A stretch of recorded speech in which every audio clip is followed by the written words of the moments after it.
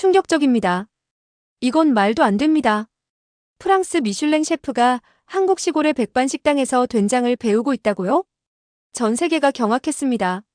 완벽을 쫓던 셰프가 숟가락 하나에 무너졌고 별을 잃은 대신 사람의 마음을 얻었죠. 그녀가 결국 선택한 것은 화려한 파리가 아니라 된장 냄새 나는 새벽의 작은 식당이었습니다. 지금부터 그 믿기 힘든 여정을 함께 따라가 보시죠. 저는 뉴욕 한복판, 날마다 불빛이 흐드러지는 도시에서 살고 있었어요. 미슐랭 별을 2개나 달고 이름만 대면 알만한 사람들과 인사를 나누던 셰프였죠. 사람들이 보기엔 모든 걸 다 가진 사람 같았을 거예요. 하지만 그 삶은 늘 조여오는 완벽함의 끈으로 숨막히는 나날이었죠. 주방은 전쟁터 같았고 요리는 작품이 아니라 증명이어야 했어요. 내가 여잔데도 이만큼 할 수 있다는 걸. 내가 미국인이지만 정통 프렌치 요리를 진짜로 알고 있다는 걸. 그걸 인정받기 위해 수많은 밤을 불빛 하나 없는 주방에서 버티고 있었어요. 그러다 팬데믹이 터졌죠. 고객은 끊기고 재료비는 올라가고 투자자들은 등을 돌렸어요. 매일 아침 은행에서 걸려오는 전화는 내 호흡을 끊는 듯했고 마침내 그 유명하던 샬롯 레이너의 레스토랑은 조용히 문을 닫았죠. 무너졌다는 말도 어울리지 않았어요. 그냥 사라졌다고 느껴졌어요. 사람들은 제가 어디로 갔는지 몰랐어요. 저는 스스로에게도 말을 아꼈어요. 잠시 멈춘 거야, 새로운 시작이 필요했을 뿐이야 같은 말들로 자신을 속였죠. 그러다 한국에서 연락이 왔어요. 5성급 호텔에서 새로운 레스토랑 오프닝 셰프를 찾는다면서요. 얼핏 보면 구명조 같았죠. 더는 도망칠 곳도 핑계도 없었기에 저는 짐을 싸기 시작했어요. 차가운 파리의 밤을 뒤로하고 비행기에 올랐죠. 15시간이 넘는 비행시간 동안 저는 창밖만 바라보고 있었어요. 고요한 구름 사이로 해가 지고 있었고 그 사이로 나의 자존심도 서서히 사라지는 기분이었어요. 스튜어디스가 건넨 물을 마시면서 속으로 되뇌었어요. 이건 임시야. 곧 돌아갈 거야. 다시 일어설 수 있어. 하지만 그 말 안에는 거짓이 숨어 있었어요. 사실은 알았어요. 이건 도망이었고 나 자신으로부터 도망치고 있다는 걸요. 서울에 도착했을 땐 밤이었어요. 공항의 불빛은 생소했고 사람들의 말소리는 낯설었어요. 내가 알던 세계가 아니었어요. 누군가 공항 입구에서 제 이름이 적힌 팻말을 들고 있었고 그 뒤엔 검은 정장이 깔끔한 호텔 매니저가 서 있었죠. 어서 오십시오. 셰프 레이너님. 그 말 한마디에 어깨가 무겁게 내려앉았어요. 다시 또 셰프라는 이름을 짊어져야 한다는 게 그제야 실감 났어요. 호텔은 화려했어요. 유리창 너머로 한강이 보였고 부드러운 카펫 위로 하이힐 소리가 울렸죠. 첫날 주방팀 앞에서 저는 프랑스에서 온 별 많은 셰프로 소개되었어요. 사람들은 박수를 쳤지만 눈빛은 달랐어요. 궁금함과 경계가 섞여 있었죠. 특히 주방장 박준호는 제 눈을 한 번도 마주치지 않았어요. 그날 밤 호텔방에 혼자 앉아 커튼 너머 서울의 불빛을 바라봤어요. 그 불빛 속에서 저는 누구도 아니었어요. 실패도 성공도 이름도 없는 그냥 한 사람. 이곳에 온 건 운명이었을까? 아니면 마지막 선택이었을까? 그렇게 저는 낯선 땅, 낯선 말, 낯선 음식들 속으로 걸어 들어갔어요. 그때는 아직 몰랐어요. 이 나라의 된장 냄새 나는 작은 식당이 내 인생을 다시 데워줄 불씨가 되어줄 줄은요. 그날은 무작정 서울을 벗어나고 싶었어요. 호텔 주방은 여전히 조용했지만 그 조용함 속에 따가운 시선들이 흐르고 있었죠. 메뉴는 고개를 끄덕였지만 입맛은 고개를 저었고요. 박준호의 말 없는 불씨는 제 의욕을 조금씩 갉아먹고 있었어요. 주말이었어요. 아무런 약속도 없던 날 저는 작은 렌터카를 빌려지도 없이 길을 떠났죠. 어느 방향이든 좋았어요. 서울이라는 도시에서 멀어지기만 하면 됐어요.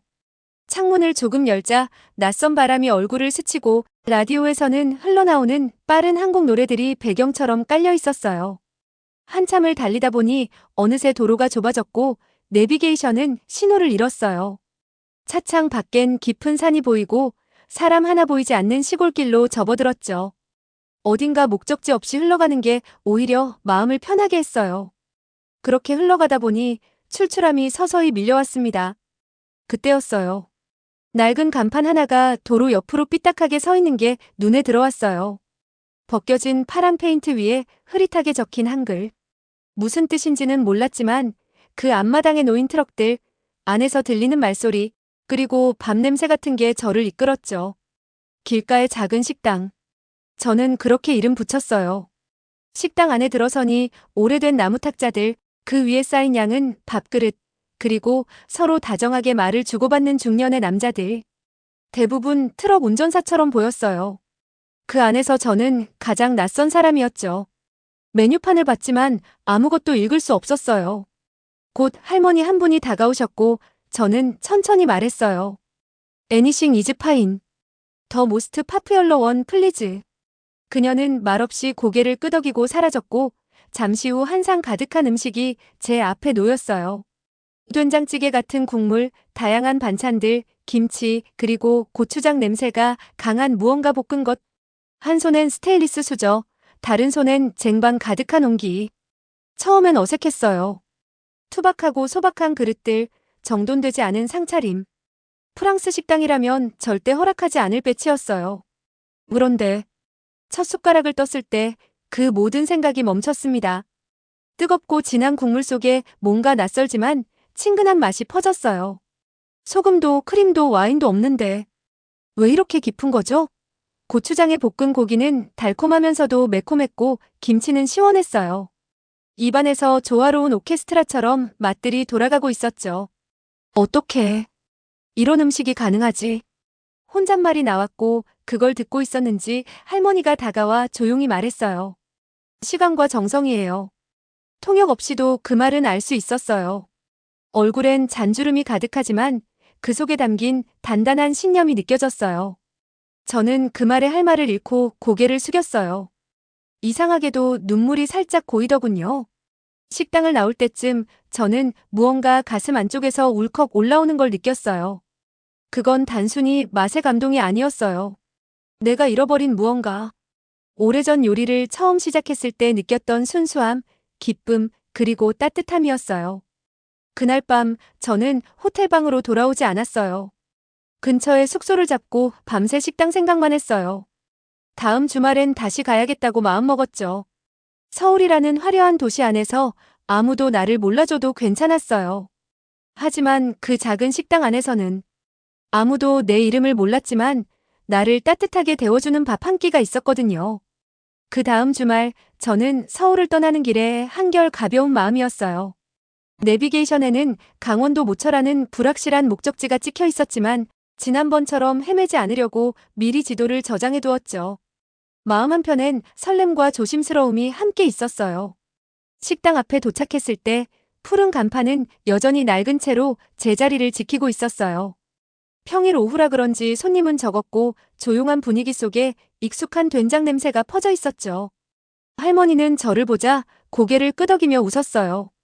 그 웃음 하나에 마음이 풀렸어요. 그 순간 누군가 제게 말을 걸어왔어요.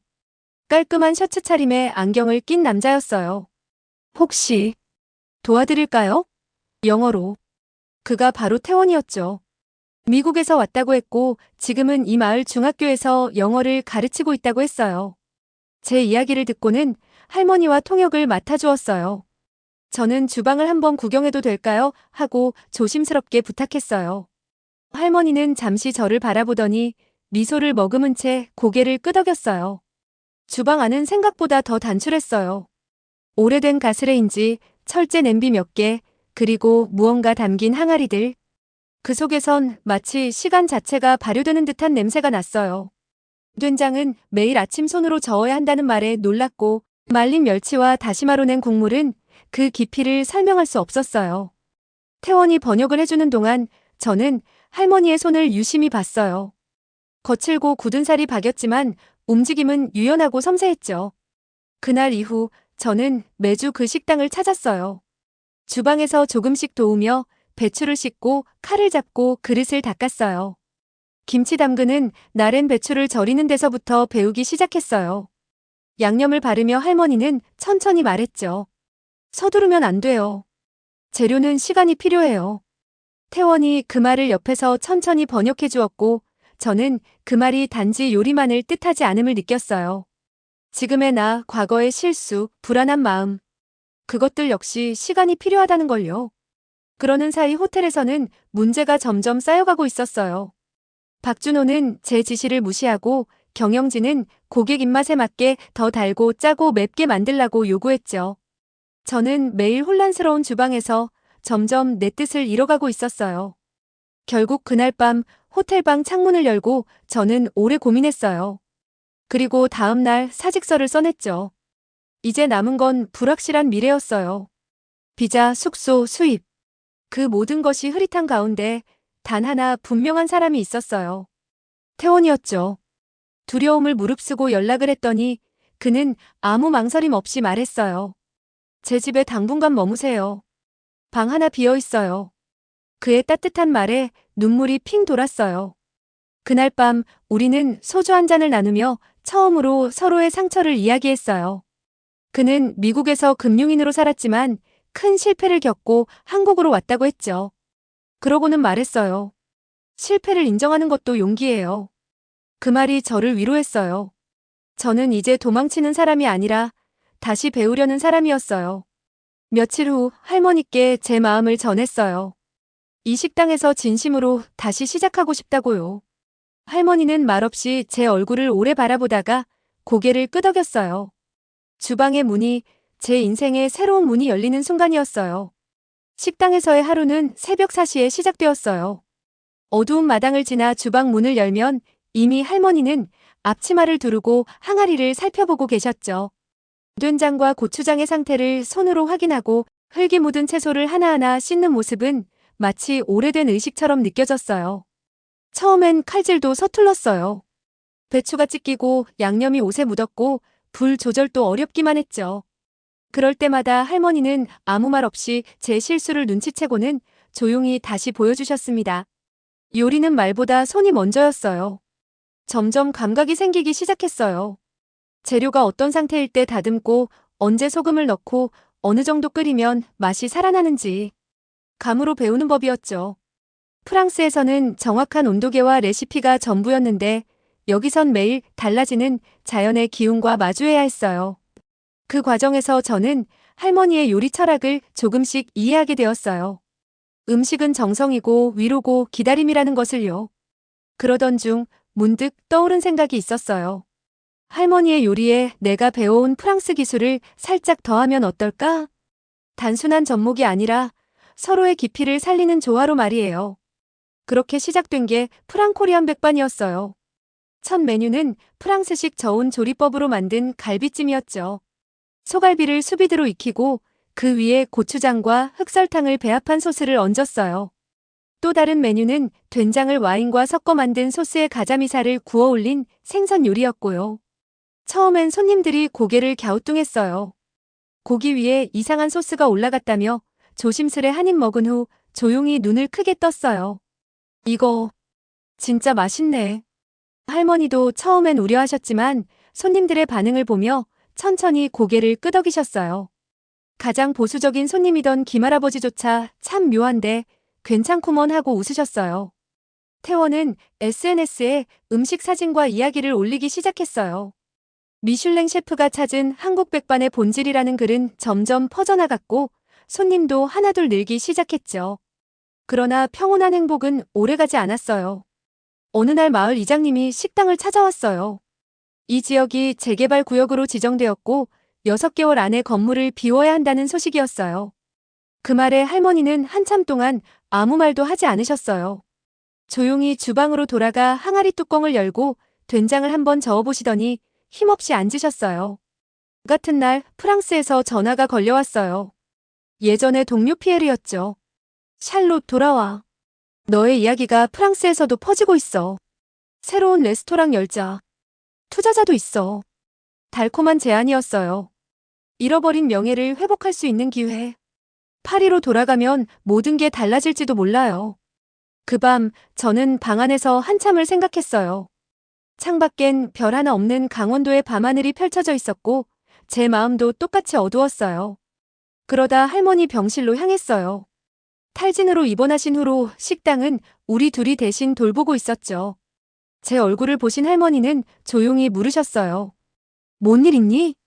저는 조용히 프랑스로부터 온 연락과 마을 재개발 이야기를 말씀드렸어요.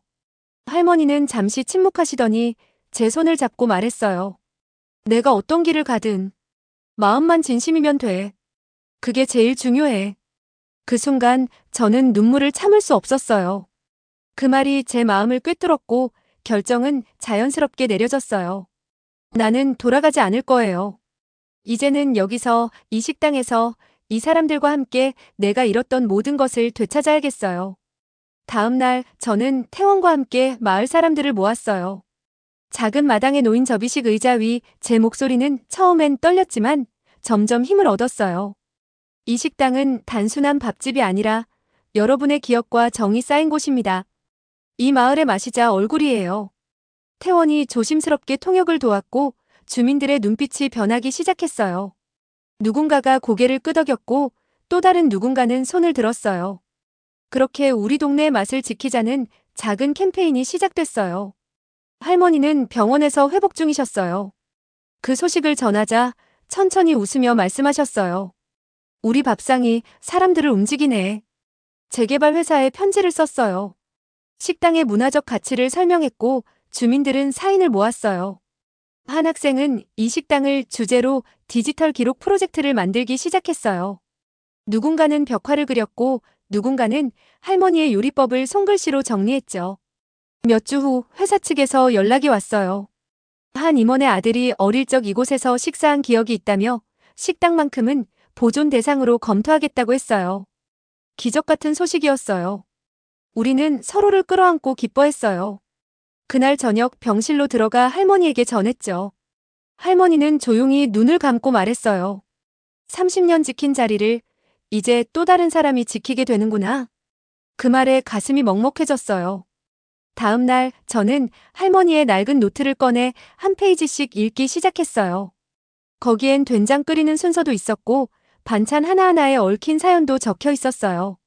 김치 양념은 하루 전에 만들어 두어야 숨이 살아있다. 여름엔 오이지, 겨울엔 깍두기. 계절이 말해주는 대로 담가야 한다. 그 모든 말이 마치 제게 전하는 유언처럼 느껴졌어요. 이제는 내가 지켜야 할 시간이었어요.